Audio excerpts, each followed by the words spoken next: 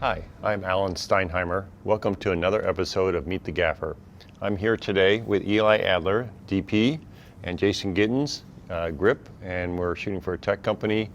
So in this case, the requirement was basically looking out the windows and how to light, and a little bit of juggling on whether to use neutral density gel on the windows.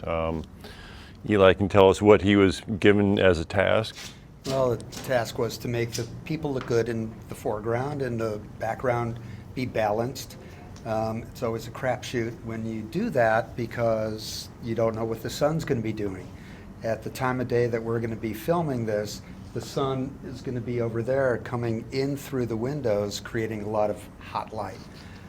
So when we scouted a month or so ago, we talked about maybe gelling all the windows, and we prepared ourselves with ND6 and ND9, and with all these windows in the background, we've got how many rolls of each? Got 8 rolls of each. 8 rolls of each to cover all the windows. However, while we were rehearsing today, we have full sun today, and we were looking at our shots with the lighting that we have, and it seemed like the background felt good without additional ND. And it looks like the weather prediction is for overcast, which will help us out on the day. On the shoot day, it is supposed to be cloudy. We've got 2 days until that day, and anything can happen, but I'm being hopeful that it will be cloudy. But even if it's not, we did get a sign off from our client that what they saw with full sun is going to be fine. And you know, there's a value judgment there because it typically, I mean, we're lit fairly bright. We're at 80% on our key lights here. I think any more, and it would be a little uncomfortable for talent. In this case, on this particular gig, nobody's here for more than about 15 minutes. Correct. So if this was like a typical sort of 4-hour or 5-hour kind of thing, I think we would probably err on the side of the ND gel. That can bring its own problems, you know, especially when it starts to get darker, and then all of a sudden you're down to wide open on cameras. So it's a juggling act each time we do it. Let's take a look at the rigging that we had to do on this one. So this is a building like a lot of newer buildings. There's basically no drop ceiling. And occasionally we luck out and there's I-beams, or there's some kind of embedded, you know, eye hook. On this one, there was nothing. Fortunately, we did have cement pillars left and right, and so we ran one long one with ladder truss across the back, ratcheted with some protection on it to the each pillar, and then there's actually a vertical support on the hidden side as a safety measure, although I think the straps would have been fine. So we had a long 40-foot run of ladder truss, sort of about the limit of what you ever want to do with that. Since it was going to be adhered to the 2 cement pillars, I wasn't so worried about it. Sometimes you can get a little wobbliness there. It didn't seem to call for a full-on, you know, 1-foot box truss kind of thing. And then they basically, the grips took 2 endless ratchet sets 2-inch wide, and we used the corner protectors to try and keep doing anything to the cement, and pulled the pipe against the wall, which actually I wouldn't have probably done it that way. I think it's probably a little bit better. I probably would have gone all the way around the pillar, but I think this is actually a little stronger. And then just to be safe, we put a vertical piece, fortunately able to hide it from camera by just angling it, and there's a little bit of sandbag and a base down there. So sort of the ultimate fail-safe kind of thing. And then from there we ran out to 2 stands, cross piece here for S60 backlights. It's one of those things where a lot of people get nervous when the pipe bows a little bit, but with 1.5 inches, I always feel confident with 3 of these lights. Again, it's a sort of judgment call. Is that going to be too much bowing? You know, I have to reassure people that, no, it's fine. I've bowed things far worse than that. Aluminum doesn't break, it just bows. So, and comes back, to life later. On our main key light thing, we went with steel pipe. We got it down to 20 feet. So the stands are in a little bit close, but it all worked out. They're on crankovator stands, just because of the weight. There's a Nanlux 1200 and two 650s. Basically figured that there's sort of a host person here, so the 1200's on them because it was farther away. Top center key. In this case, because people typically in this situation with 3 talking heads, this will address the camera in this direction and that one in that direction. Middle's a little bit of a grab bag, but so I basically did a top center key in this direction, and then the same with this. It's not quite what you would call a cross key, but it's a conservative approach when you don't know exactly this person's going to look here, he's going to look there, he's going to look back at cameras. It's sort of the most safe way to offer up a key. Sometimes you'll get where there's just a little too much contrast, so we have one more light. It's an S60 with a softbox on it. The issue with that is that we knew camera 2 is looking almost straight into the glass. Everything had to hike up a little bit, and then we put a teaser here to basically try and keep the reflection of all this lighting out of camera 2, the middle camera that's looking straight at the glass. So even the key or the fill rather, that might normally be a little lower, it has to be hiked up pretty high too. So everything's running on blackout on an iPad. We were joking around earlier, probably 8 years ago I would have said I'll never run a set on an iPad, and things change. You have to keep up with what's available and what's convenient. So. And all LEDs. And all LEDs, yeah. So one light back here just to try and potentially, sometimes what you can end up with in a set like this is everyone's fairly brightly lit here. You can end up with a middle ground that looks too dark. And then you get that sort of phony green screen look.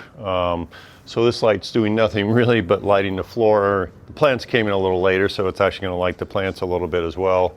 And then we have one more light coming in to bring up one of the pillars tomorrow. Yeah, always a little tricky. You don't want things to look like green screen. You always, preferably the background's just a little bit hot compared to, what talent is. So people have different opinions on what that level is. Hi, I'm Shane Lewis. Welcome back to Meet the Gaffer. We're here at a corporate live event, and we are on one floor. Alan is on another floor, and so we're going to talk through our lighting setup here. For our key, we've got 4 light mat 4s overhead with magic cloth and control grids. The original plan here was to put them end to end, but then on the day, all of the chairs that our 4 panelists are sitting in ended up being a lot closer together. So we ended up going vertical with those. And something I'm doing that might be interesting on those is that I have them here in blackout, but I have the light mats in double pixel mode, so I can control the top and bottom halves independently. And you can see that one went half out, and so it gives me a little bit more flexibility on just adjusting the levels from the top to the bottom to control a bit more of the fall off. So that's our key, kind of just soft toppy frontal key for our 4 people. Behind us we have some KinoFlow Freestyle 31s with the hard crates from KinoFlow. Those work pretty well to contain the light and isolate it for each of our subjects here. A number of different setups are going to happen in this space. First, a panel of 4 people, so we're mostly lit for that, and then there's a couple stand-up positions that they just want to use the same lighting for those as they cut away. And then in addition to our key lights and our hair lights here, we also have a lot of different little lights in the background, just to pop different elements and lift some ambience, because part of the look for this particular show is brighter, less moody elements, but we still want to highlight some things like the couches in the back. A Gemini 2x1, a Q5 from Felix, another Dado, another Q5, an Aperture Nova panel. There's more. In there, 4-foot Titan tube. And then we've got 2 Aperture 600Xs, just doing kind of washy, splashy things in different parts of our set. And this is my little rolling blackout DMX control cart. Works a lot better on location stuff, but still comes in handy here. I've got a Rat Pack AKS, and then this tray, which is actually designed for percussion, that I kind of retrofitted and attached to one of these monitor stands and the obligatory cup holders, in addition to my bag of various light meters and gaffing gack. So this is really nice, just be able to roll around, set, even roll into the set and mess with levels and see what's happening rather than being all the way in the back at like a tech table or something like that. So yeah, and it's great to just have all the things run on batteries, and if I need to charge it, I have a little USB hub here, and I can just plug in and get the AKS or my iPad charging, or even plug some wireless receivers into the USB hub as well. So Ernie's going to talk you through some of the rigging that they did here to get our lights in the right places. Hi, it's Ernie with Meet the Gaffer. I'm here with Luke and Shane and Alan, who's on a different floor. I'm going to talk about my rig that I built for Shane's lighting. I wanted it to be extremely safe, but extremely light. So I asked for truss, but I didn't get it. So what I did get was a bunch of ladder truss. So I'm on these 45s, and the client didn't want to see truss or stands or anything like that. They wanted a completely open background. So I built a 30-foot run of ladder truss. And then what I did with the ladder truss was I put it up with stands, and I added triangle truss on each side to match this 45 degrees, so I would get a vertical ladder truss for the best strength. I've got minimal sag because we're using extremely lightweight lights.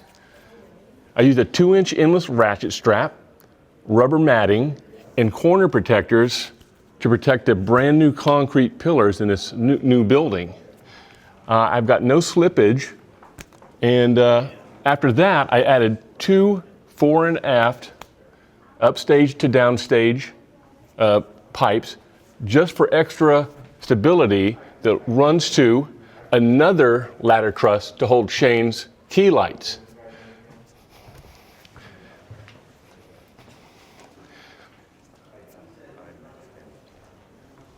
The building has 1 elevator for us to use, and it was also being used by 3 other floors, 7, 8, and 9. 30 or 40 movers on 7, Alan's larger set on 8, and our smaller, more intimate set on 9. So I was wanting to keep as few moving parts as possible for this setup. All the pipe came up in 1 load, and we had this entire rig built in about an hour and 15. And there was only 2 of us doing it. So it was up pretty quick. We're set, ready to roll, and it was a good setup. I mean, I would have loved to have truss and had a truss company build it for me, but they just wouldn't allow that. So we had to use what we had on our truck on the day. Thanks. Well, thanks for watching. We'll see you again next time.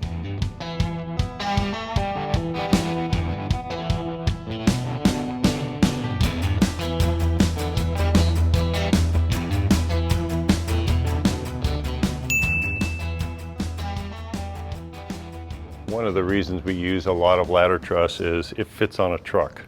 I already have all the speed rail Box truss is just such an operation. Usually you're working off of a base. In this case, the base probably would have been in the movie. Wasn't necessarily part of the aesthetic design that we would have box truss in the movie. When box truss has been designed to be a set piece, so to speak, I'm all for it. It's a little stronger, a little easier, but the ladder truss is just such a expeditious kind of approach when you've got a small grip truck with a fair amount of speed rail on you. So we've got these runs as well with the ladder truss. There's sometimes you can find a pick point and then raise everything up so you don't have quite the sag, especially when there's I-beams and that kind of thing. But there's nothing up there, nothing that we could trust, and everyone's afraid to go to water pipes. It's just too risky with the fact that there's actually water in the pipe that if anything happened would be a disaster. Good point. And what kind of stands here? You just got regular cranks? Yeah, those are my old crank-evader stands. Pretty ancient, but a little better carrying capacity than like the mini-vaders or the panel stands.